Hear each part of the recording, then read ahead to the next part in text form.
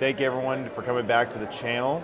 Today I have a very special guest, Mona, how do I pronounce it, Sinha? Yes, Mona Sinha. First try.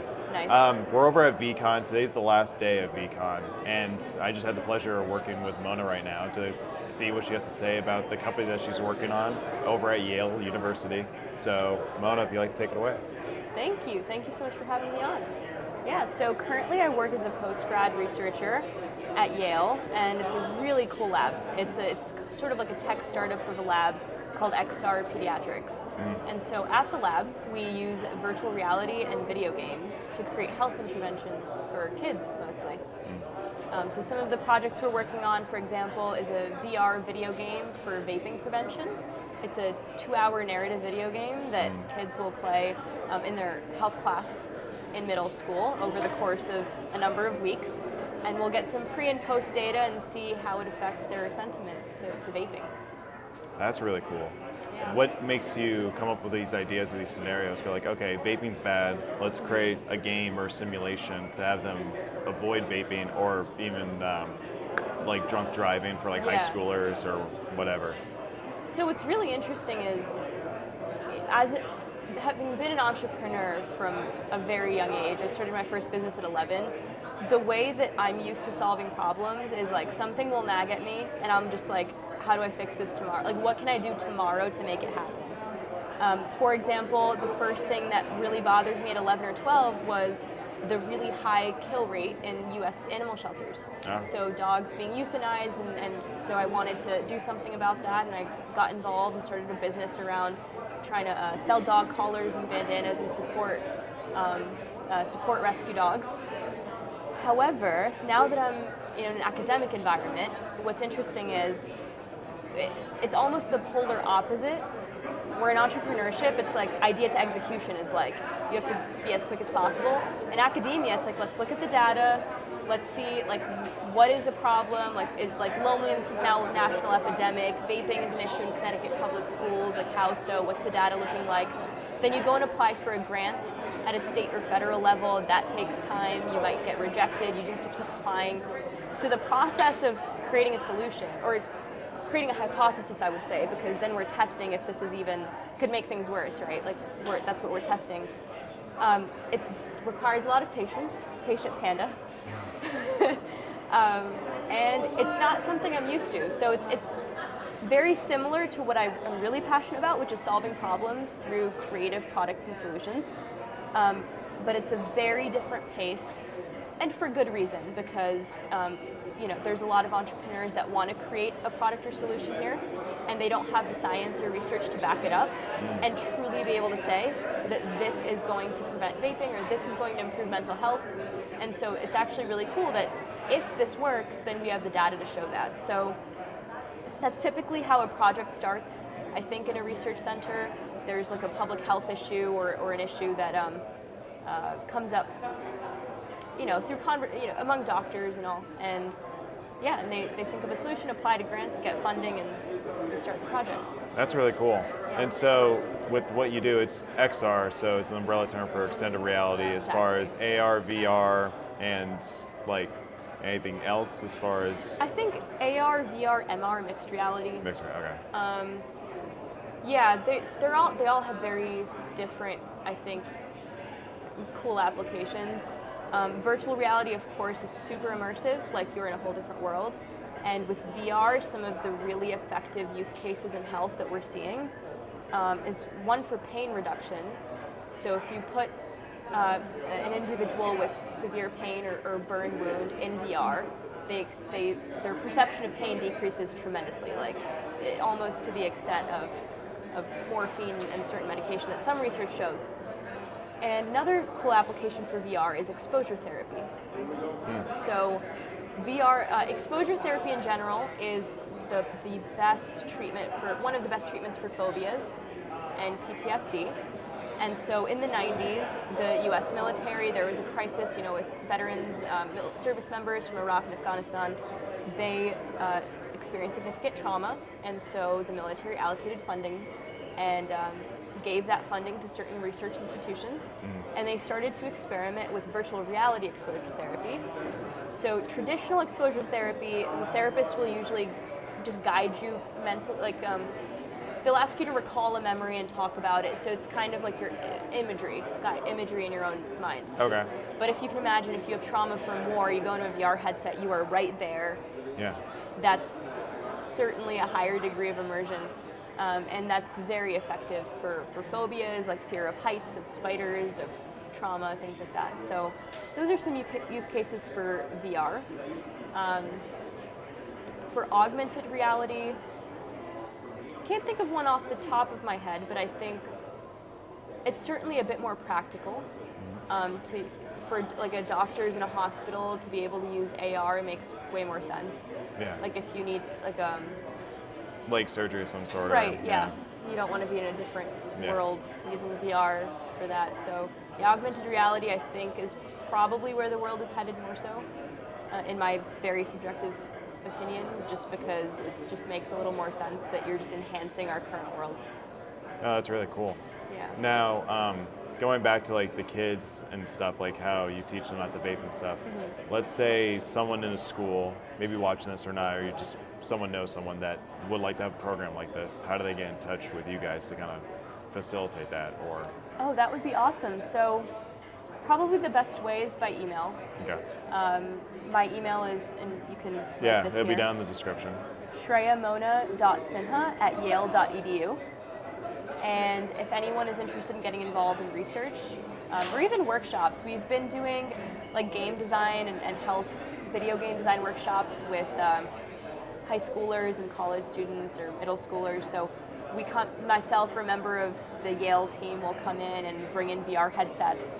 We'll go through a little slideshow of design principles and how to create a good player experience, and do a little crash course.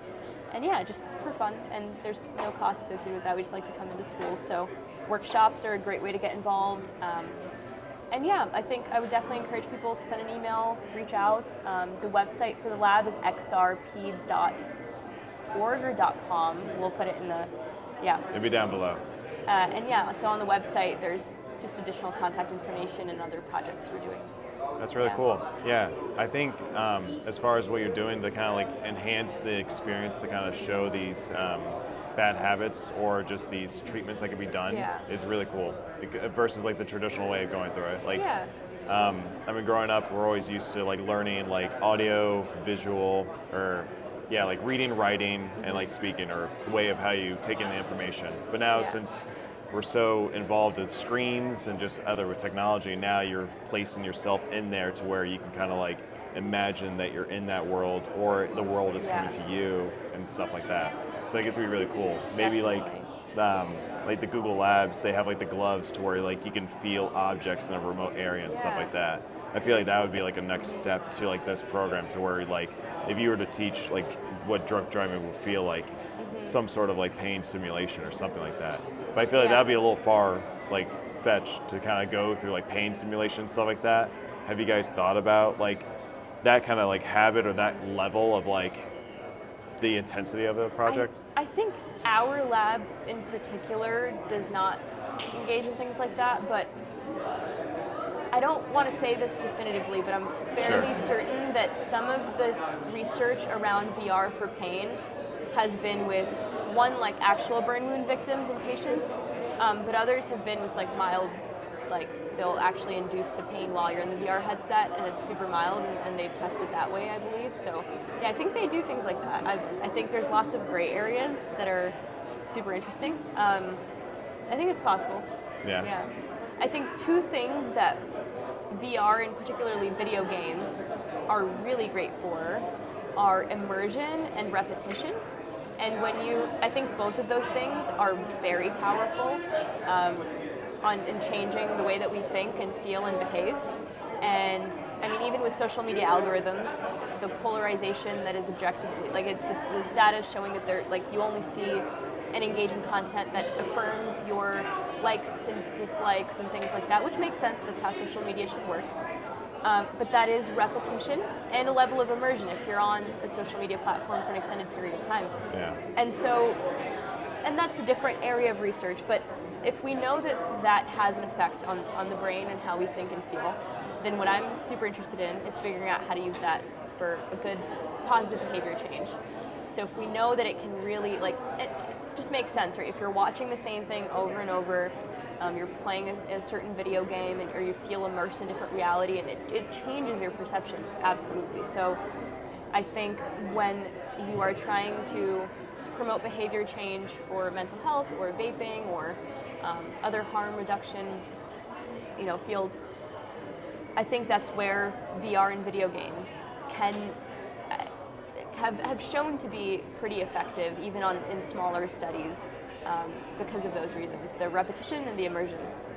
No, for sure. I agree, especially when you find yourself like in an area where you may not be like in a physical therapy lab where you're trying to like retrain to walk, or what it may be like to like move around, and someone's kind of going through those exercises. If you would, I feel like if you would have this kind of simulation to kind of show these things, they would have that notion in their mind, like, oh, once I regain that muscle memory or anything else, it can kind of help me go a little faster than what a traditional physical therapy would do, or something that kind of sense you would. There is some research on VR, and I don't know too much about it, but VR for physical therapy, and that, seeing that you have a leg, or like if you follow a certain prompt or you play a game, it can actually help you gain more movement or something. So there's some stuff with physical therapy and VR actually also being effective. I haven't done much research there. Way more in the mental health for sure. side, but yeah, it's really cool how powerful the tech is, and I think it's only going to get more powerful. We're just seeing the start of it, I think. I agree. So what do you think would be the next phase or the next stage that your lab's currently doing that's being developed right now? Is there anything you'd like to share, or anything you let us know? So I think the next stage for me personally is to build my third company called Polaris. And I'm realizing that there's a lot of research that shows that this tech works, and there are some companies that are beginning to commercialize it and sell it as a product or service. There are only a few, though, that are really going evidence-based, and most of them are just getting VC funding, getting good branding, and that's actually quite scary and harmful, I think. I don't think law and regulation has caught up yet to this technology, and so, we know loneliness is an epidemic, and there are people creating like AI buddies to or combat, AI girlfriends, AI romantic partners to combat loneliness, and I'm like, that sounds awful, but there's no regulation to stop it. So yeah, I think it's going to happen anyways, and I would like to build a software called Polaris for clinicians, mental health clinicians, so that when they go into the software, which is to manage their patients, a patient management software, I would like for them to be able to integrate VR headsets, maybe give their patients access to an AI chatbot and look at that, the transcript, because there's a lot of misdiagnosis between, like, if you see your therapist once a week, that leaves a lot of, there's so much room for misdiagnosis, and there's not enough data. So I think it would be nice to have Polaris as an experimental software and really emphasize it's experimental in order to do the research. So the next step for me personally, I've created the pitch deck, I'm talking to investors, and I have such a wonderful advisory board, great advisors all across the board, from my mentors at Yale, my mentors at Vayner, and I hope that as soon as we get some funding in, that we can start building the software for clinicians and not just look at the research, amazing research being done, but make sure that patients and therapists who are interested in experimenting with this tech can actually give it a shot. Wow, that's really cool. I'll be really excited seeing that. Yeah. Cool. All right. Well, I won't take much more of your time. I really appreciate it. Thank you. Thank you for being here. Don't forget to check out Mona. I'll have all her details down below on her next projects, just her socials, follow her life. It's really interesting. I've been liking everything in the past, creepily, but it's really fun and exciting stuff. Thank you so much, David. Thank you.